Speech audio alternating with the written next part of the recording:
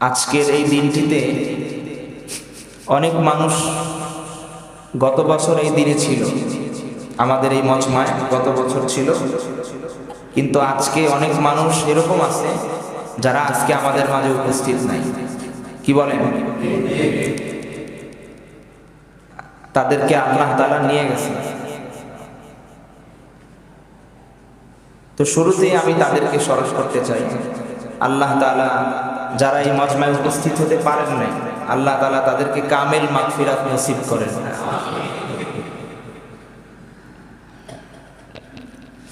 দেখেন,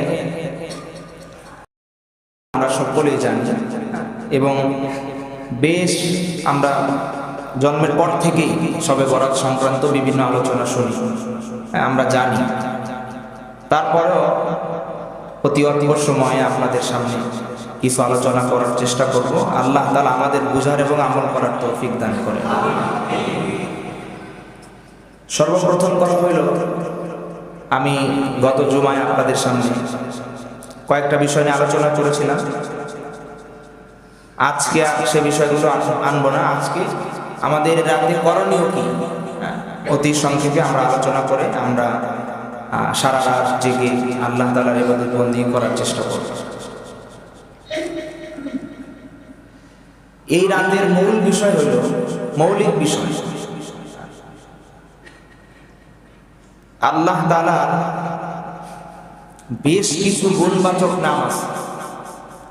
আল্লাহ তাআলার একটা হলো ইসমে জাত, আল্লাহ। ইসমে জাত হলো আল্লাহ।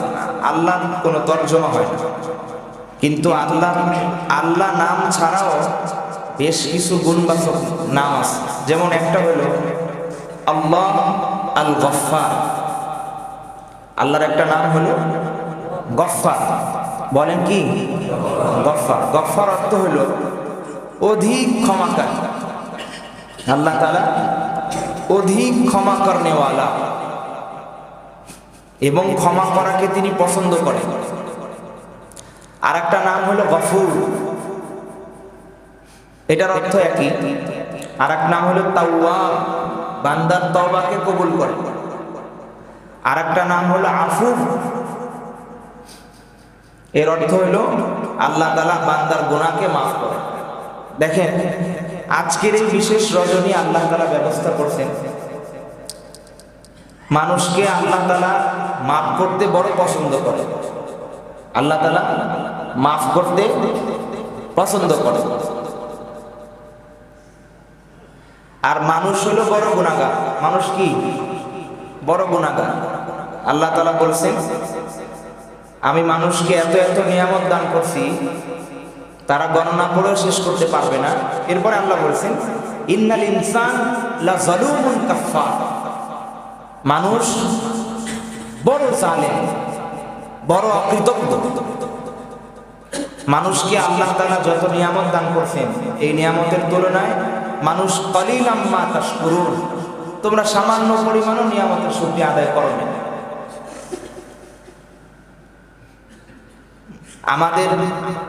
আমরা যে মসজিদে আসছি, আমাদের গুনাহের বোঝা অনেক বিশাল বিশাল গুনাহের বোঝা আছে। কি বলেন? কিয়ামতের দিন দেখা যাবে, প্রথম তো নামাজের হিসাব শুরু হবে। যখন বলা হবে অমুকের ছেলে অমুক দাঁড়াও, তুমি নামাজের হিসাব দাও। বলেন আমাদের যুবক সমাজের বা আমাদের সমাজের কি অবস্থা হবে? সবাই এই জায়গায় আটকা পড়ে যাবে। খুব কম মানুষ আছে আমাদের বাংলাদেশে যাদের এই হিসাবটা ঠিক আছে, যে আমার সারা জীবনে এক ওয়াক্ত নামাজও কাজা হয়নি। আছে এরকম? এই মজমায়ও থাকতে পারে, কিন্তু অধিকাংশ মানুষ ধরা খেয়ে যায় যে আমার সারা জীবনে বালেগ হওয়ার পর থেকে এই পর্যন্ত এক ওয়াক্ত নামাজও কাজা হয় না। আছে? আল্লাহ তাআলা আমাদের এরকম বানায় দেয়। আমিন। আবার আমাদের নামাজের যে অবস্থা, নামাজ পড়ি ঠিক আছে, কিন্তু যে অবস্থা নামাজে, সূরা কেরাত ঠিক নাই, দোয়া দরুদ ঠিক নাই, নামাজ পড়লে কি হয়ে যাবে? যাই হোক, শুধু নামাজ নয়, আল্লাহ তাআলা আমাদেরকে কমপ্লিট কোড অফ লাইফ, ইসলামী জীবন ব্যবস্থা দান করছেন। এগুলো আমাদের উপর মানা ফরজ। এগুলো না মানার কারণে আমাদের গুনাহের বোঝা, আমাদের মাথার উপরে গুনাহের বড় বড় পাহাড় তৈরি হয়ে আছে। কি বলেন? কিন্তু আল্লাহ তাআলা গফফার, গফুর, তাওয়াব, আফু, মাফ করতে বড় পছন্দ করে। এজন্য একটা রাতের বিশেষ ব্যবস্থা করে। আজকের রাতের মূল আলোচনাই হলো এই রাতে আল্লাহ তাআলা মানুষকে মাফ করবেন। এই রাতে আল্লাহ তাআলা মানুষকে কি করবেন বলেন? মাফ করবেন। এই জন্যই শবে বরাত মানে মুক্তির রজনী। কিসের রজনী? মুক্তির রজনী। এই মুহূর্তে যদি আমার মৃত্যু হয়, আমার এরকম গুনাহ আমার মাথায় আছে, এই গুনাহ নিয়ে আমি কোনোদিনই নাজাত পাবো না। এই জন্য আল্লাহ তাআলা আমাদের বিশেষ রজনী দান করছেন। আজকে মাগরিব থেকে ফজর পর্যন্ত হাদিসের মধ্যে আসছে, দেখেন আমি হাদিসটা পড়ি, সহিহ হাদিস। নবী করিম সাল্লাল্লাহু আলাইহি ওয়াসাল্লাম ইরশাদ করেন, ইন্নাল্লাহা লা ইয়াত্তালিউ ইলা খালকিহি ফি লাইলাতিন নিসফি মিন শাবান। শাবানের মধ্য রজনীতে আল্লাহ তাআলা সমগ্র মাখলুকাতের দিকে বিশেষ দৃষ্টি নিবদ্ধ করেন। শাবানের মধ্য রজনী অর্থাৎ আজকের রজনী, আজকের রাত্রে আল্লাহ তাআলা সারা দুনিয়ার সমগ্র মাখলুকাতের প্রতি, বিশেষ করে মানুষ সবার প্রতি বিশেষ দৃষ্টি দান করে। সুবহানাল্লাহ। আল্লাহ তাআলা তো এমনি সবকিছু শোনেন, দেখেন, জানেন, কিন্তু আজকের রজনীতে আমাদের সবার প্রতি আল্লাহ তাআলা বিশেষ দৃষ্টি আছে যে দেখি এই বান্দাটা আজকে কি করে। ফায়াগফিরু লিজামিই খালকিহি। আল্লাহ তাআলা পুরা খালক অর্থাৎ সমগ্র মাখলুকাতকে, বিশেষ করে সমস্ত মানুষকে আল্লাহ তাআলা এই রাতে মাফ করে দেন। সুবহানাল্লাহ। ইল্লা লিমুশরিকিন আও মুশাহিদ, হাদিসের মধ্যে আসে। তবে এত ফজিলতপূর্ণ এবং যে রজনীতে আমভাবে আল্লাহ তাআলা ক্ষমার ঘোষণা করেছেন, এই রাত্রেও দুই শ্রেণীর মানুষ হতভাগা থেকে যায়, তাদেরকে মাফ করা হয় না। কয় শ্রেণীর মানুষ? এক নাম্বার মুশরিক, আল্লাহর সাথে শিরিককারী। এক নাম্বার মুশরিক, আল্লাহর সাথে শিরিককারী। আর দুই নাম্বার হলো মুশাহিদিন, একে অপরের প্রতি হিংসা বিদ্বেষ পোষণকারী। একে অপরের প্রতি হিংসা বিদ্বেষ পোষণ করে। আমি জমার বয়ানে বলছিলাম যে আমরা এই রজনীকে অ্যাকসেপ্ট করার জন্য, অভিবাদন জানানোর জন্য পরস্পরে হিংসা বিদ্বেষ ছেড়ে দিতে হবে। আপনাদের সবার কাছে আবেদন, যদি কারো সাথে কারো হিংসা বিদ্বেষ থাকে, এই রাত্রে ভুলে যাবেন, ইনশাআল্লাহ পারা যাবে না ইনশাআল্লাহ। এই জন্য বলছি, যদি হিংসা বিদ্বেষ থাকে আপনি তো কি পাবেন না? ক্ষমা পাবেন। আমি আপনি ক্ষমা পাবো না। হাদিসের মধ্যে আছে হিংসা বিদ্বেষ বড় মারাত্মক গুনাহ, বড় মারাত্মক গুনাহ। আল্লাহ তাআলা আমাদেরকে হেফাজত করেন। আর এক হাদিসের মধ্যে আসছে, ইয়ানজিলুল্লাহু তাআলা ফি লাইলাতিন নিসফি মিন শাবান ইলা সামাঈদ দুনিয়া ফায়াকুলু আনাল গফুরুর রহিম। শাবানের মধ্য রজনীতে আল্লাহ রাব্বুল আলামিন প্রথম আসমানের দিকে অবতরণ করেন, প্রথম আসমানের দিকে দৃষ্টি নিবদ্ধ করেন এবং বলেন, ফায়াকুলু আনাল গফুরুর রহিম। আল্লাহ বলতে থাকে, আমি গফুরুর রহিম, বড় ক্ষমা করনেওয়ালা, বড় দয়ালু। আলা মিন মুস্তাগফিরিন ফাগফির লাহু। ও দুনিয়ার মানুষ, আছে কি কোনো এমন বান্দা, আমি গফফার, গফুর, রহমান, রহিম, তাওয়াব, আফু, এমন সত্তার কাছে আমার কাছে মাফ চাবে আর আমি তাকে মাফ করে দেব? এটা সন্ধ্যা থেকে ফজর পর্যন্ত এই ডাক চলতে থাকে। আলা মিন মুস্তাগফিরিন, कोई है माफी मांगने वाला तो आ जाओ। কত গুনাহ করছো, তোমার গুনাহের পাল্লা, গুনাহের স্তর কি আমার রহমান এবং রহিমের যে পাওয়ার এর চেয়েও বেশি হয়ে গেছে? না, আল্লাহ তাআলা হাদিসে কুদসির মধ্যে বলেন, লাউ বালাগাত যুনুবুকা আনানাস সামা, ও বান্দা, ইয়া ইবনে আদম, হে আদম সন্তান, তোমার গুনাহ যদি আসমানের ছাদ পর্যন্ত পৌঁছে যায়। দেখেন, সারা দুনিয়ার সমস্ত মানুষ গুনাহ করলেও আকাশ পর্যন্ত গুনাহ পৌঁছবে না, কিন্তু তারপরেও বলছে আল্লাহ তাআলা, তুমি যদি এরকম গুনাহ করো আসমানের ছাদ পর্যন্ত, আনানাস সামা, মেঘ পর্যন্ত যদি তোমার গুনাহ হয়ে যায়, সুম্মাস্তাগফারতানি, অতঃপর তুমি আমার কাছে একবার ক্ষমা চাও, গফারতু লাকা ওয়ালা উবালি, আমি তোমার সব গুনাহকে মাফ করে দেব, কোনো পরোয়া করব না। দেখেন, আল্লাহ যদি মাফ করে দেয়, কারো কিছু বলার আছে? হ্যাঁ। আবার আল্লাহ যদি ধরে, ছোট্ট একটা কাজেই ধরে ফেলতে পারে। এই জন্য মেরে মুহতারাম, আজকে কিসের রাত? ক্ষমার রাত।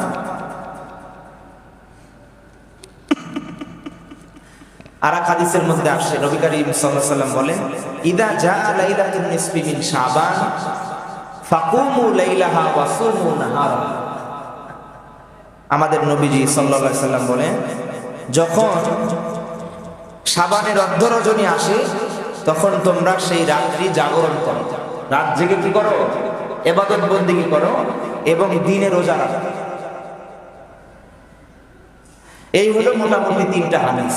এর সার বিষয়বস্তু হলো, আজকে আল্লাহ তাআলা ব্যাপকভাবে আমাদেরকে ক্ষমা করুন। এই রাতেও যে ক্ষমা থেকে বঞ্চিত হয়ে গেল, তার মতো হতভাগা আর নাই, তার মতো হতভাগা আর নাই। তাকে আল্লাহ কবে মাফ করবে?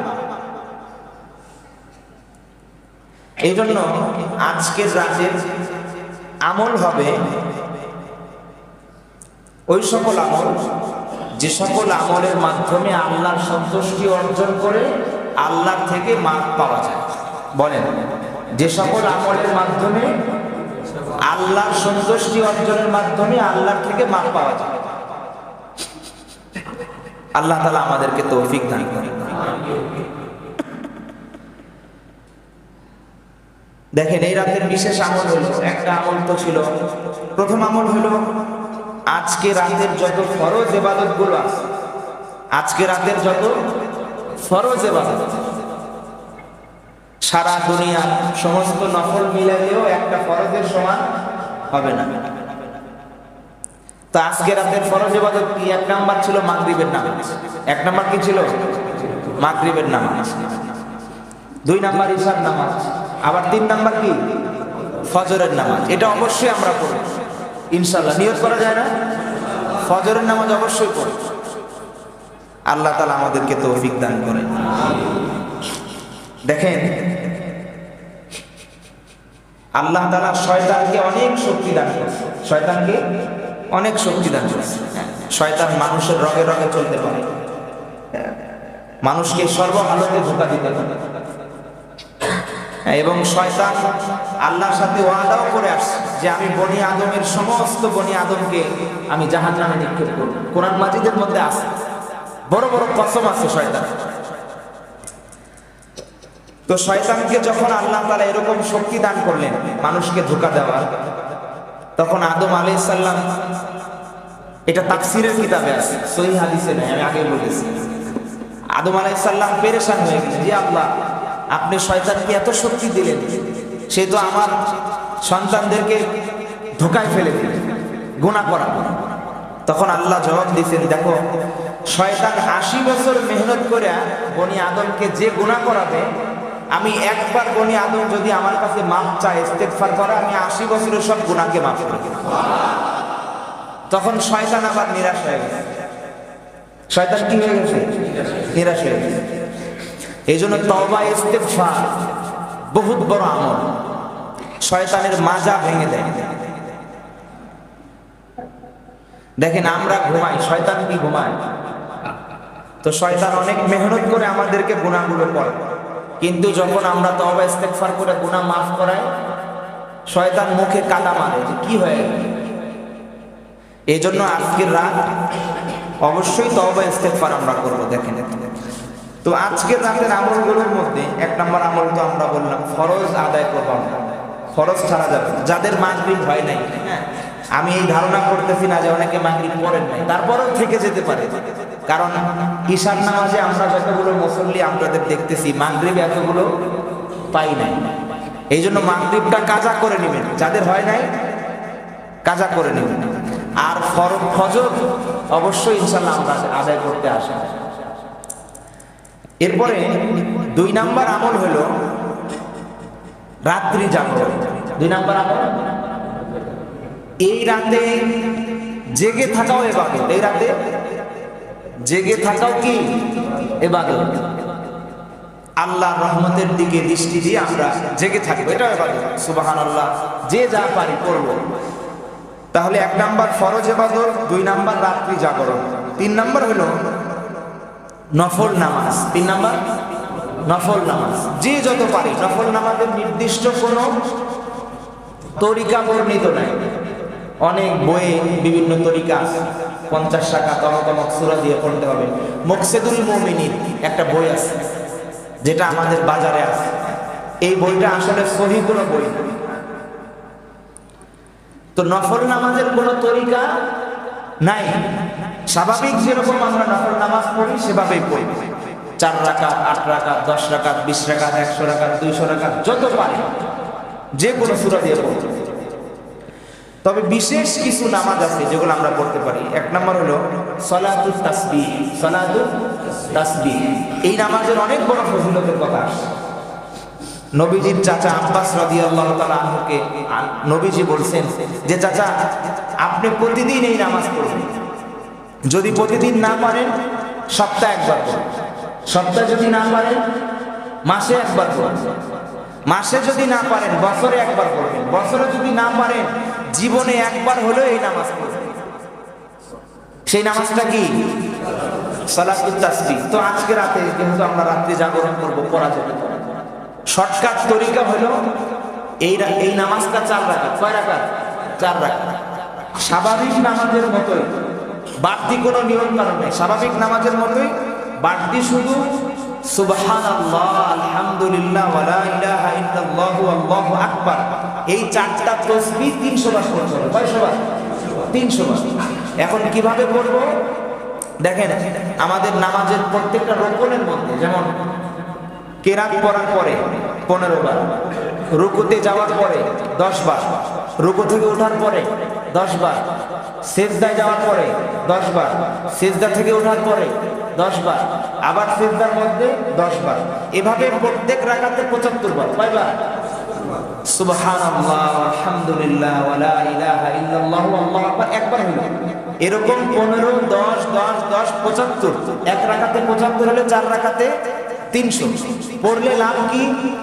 নবীজি বলেন ওই ব্যক্তির জীবনের সব গুনাহকে আল্লাহ মাফ করে দিবেন। কবিরা সগীরা, জানা অজানা যা আছে সব আল্লাহ মাফ করে দিবেন। তো এই সালাতুত তাসবিহ ইহতিমাম করা যেতে পারে, আমরা পড়তে পারি। 2 নাম্বার হলো সালাতুত তাওবা। সালাতুত তাওবা, তাওবার নামাজ। 2 রাকাত নামাজ এই নিয়মে পড়ব যে আল্লাহ আজকে আপনি আমাকে মাফ করে দিলেন, আমি বিশ্বাস রাখি আল্লাহ আমাদের সবাইকে মাফ করে দিবে। আমরা বিশ্বাস রাখি তো ইনশাআল্লাহ।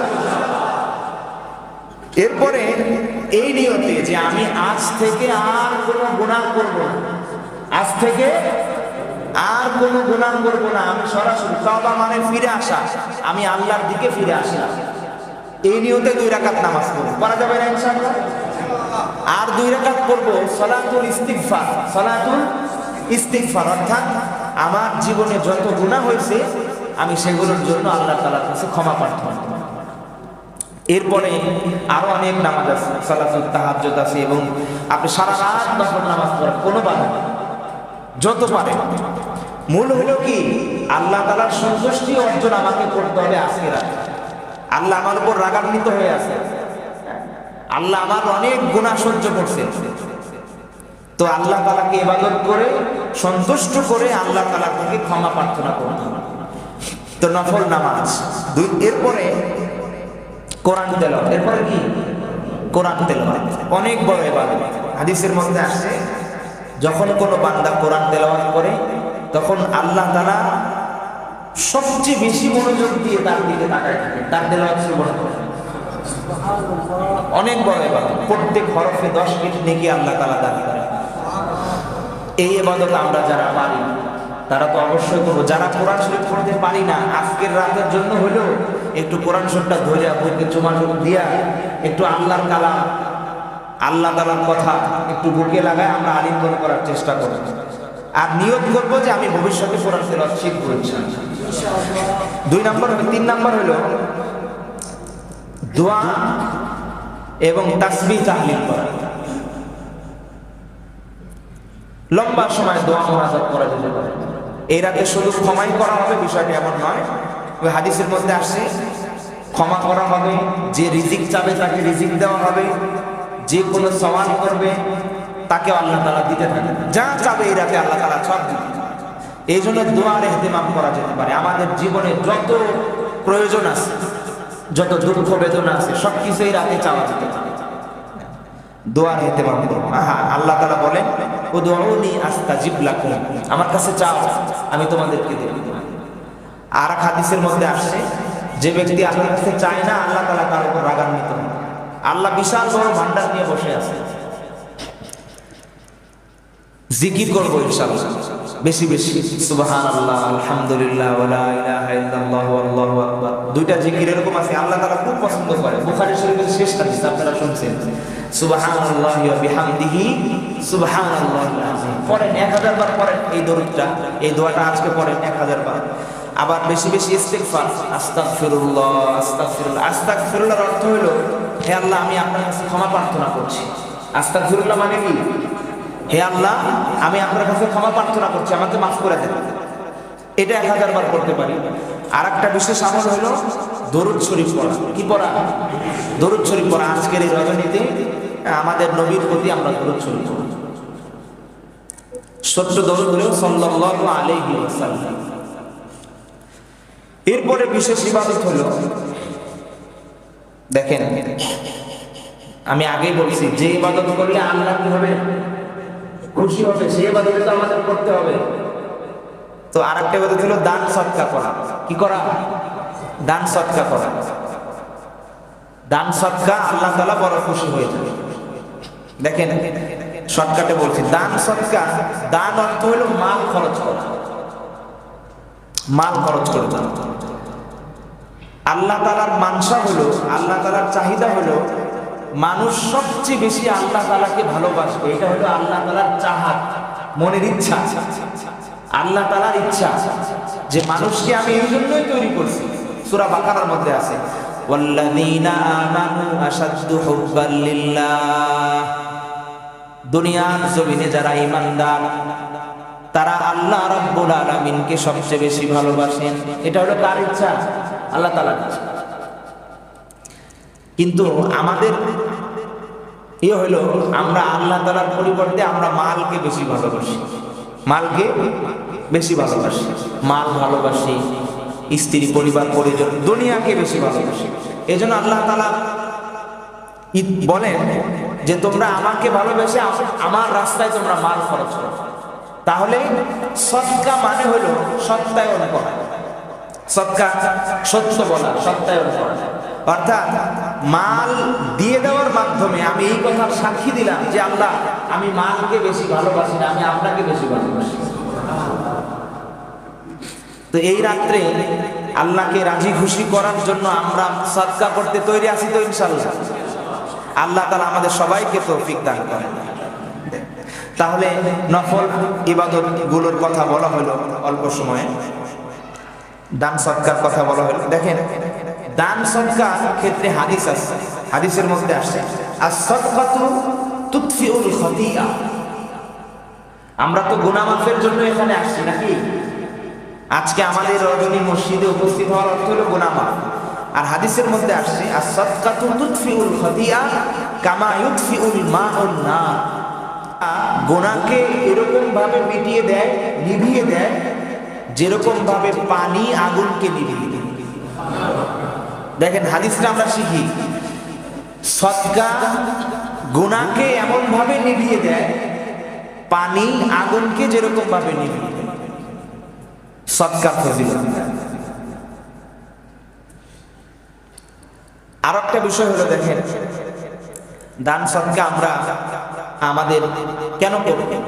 এর একটা হলো আমরা আমাদের আখিরাতের পুঁজি হিসেবে করি।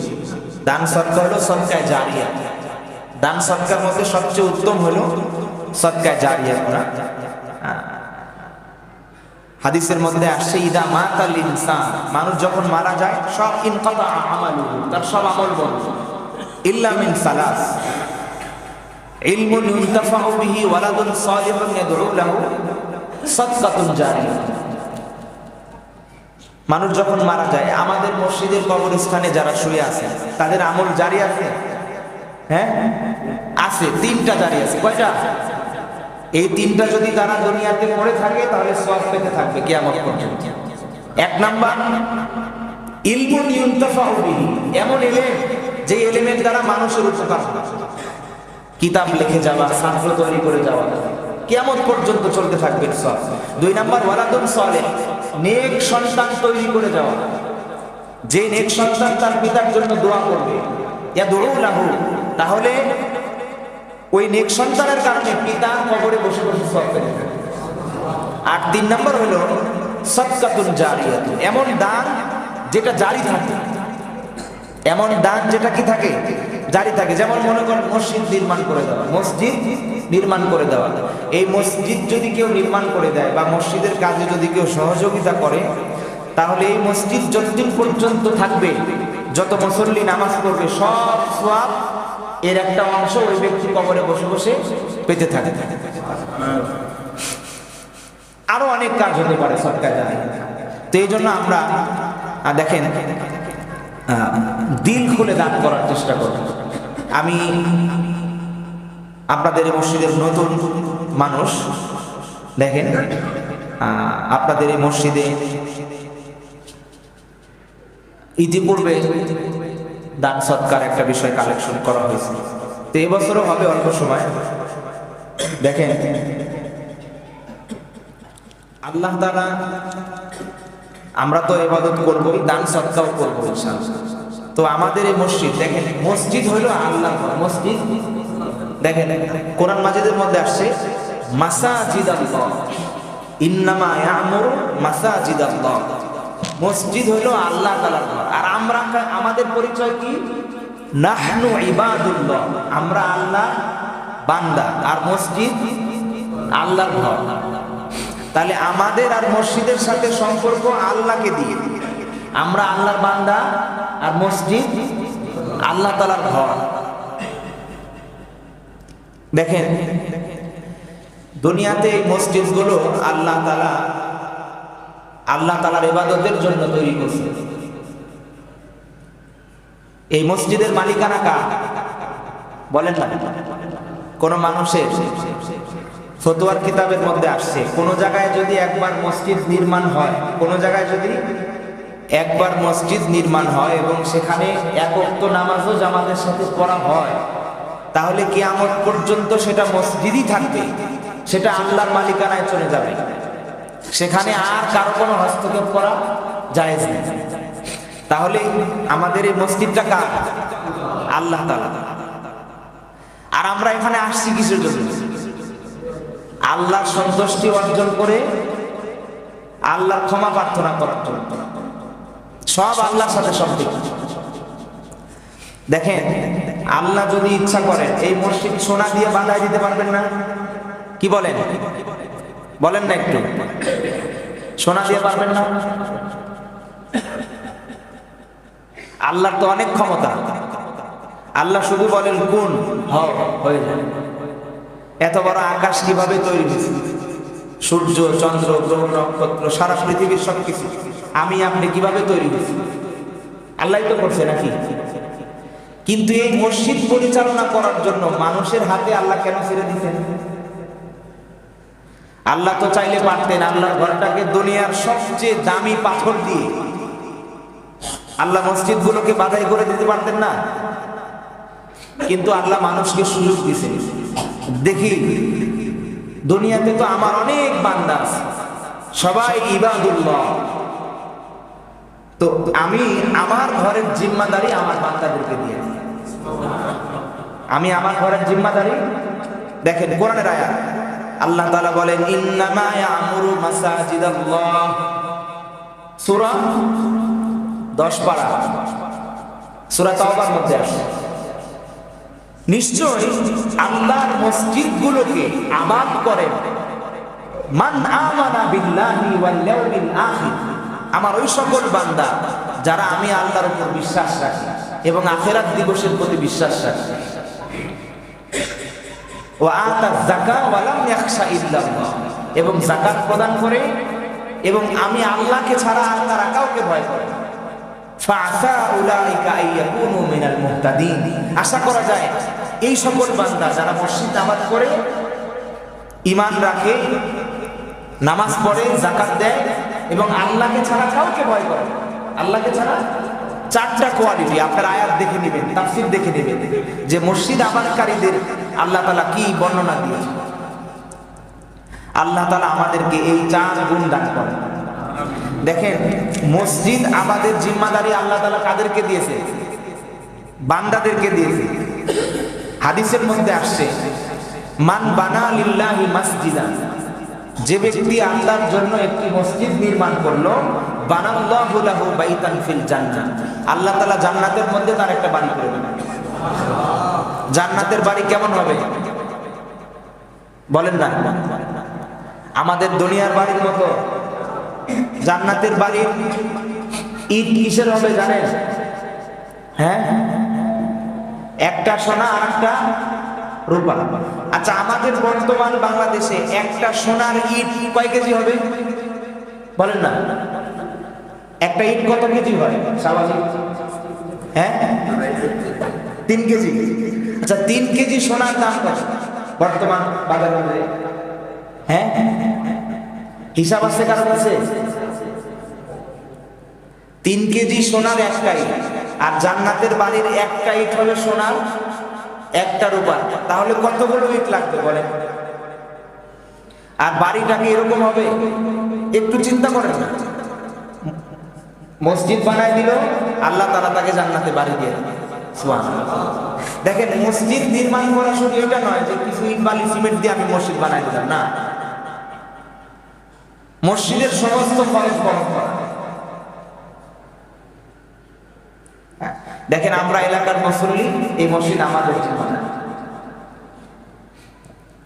এই জন্য আমাদের মসজিদের অনেক প্রয়োজন। একটা কথা বলে দেখেন, মসজিদ আল্লাহ, তাহলে প্রয়োজনটা মূলত কার? এটা যদিও একটু বেদবিমূলক হলো, আল্লাহ সমস্ত প্রয়োজন থেকে মুক্ত, আল্লাহর কোনো কি নাই প্রয়োজন। আল্লাহুস সামাদ, বেনিয়াজ, সবার থেকে বেমুখাপেক্ষী এবং আল্লাহর কাছে সবাই মুখাপেক্ষী। তারপরেও কেমন যেন, যেহেতু মসজিদ আল্লাহ তাআলা, তার মানে মুখাপেক্ষী কেমন যেন আল্লাহ মাফ করে। আমরা আল্লাহর ঘরকে মুখাপেক্ষী বানাবো না, ঠিক আছে ইনশাআল্লাহ? এই জন্য আমাদের মসজিদের যেন কোনো প্রয়োজনই না থাকে, আমরা অগ্রিম দিয়ে রাখি। পারবো না ইনশাআল্লাহ? আল্লাহ তাআলা তৌফিক দান করেন। দেখেন আমাদের মসজিদের অনেক খরচ। প্রথমত আমরা প্রথম মূলটা দিয়ে শুরু করি। দেখেন 1 নম্বর হলো আমাদের এই মসজিদে এসির ব্যবস্থা করা হবে, এই একটা সিদ্ধান্ত নেওয়া হয়েছে।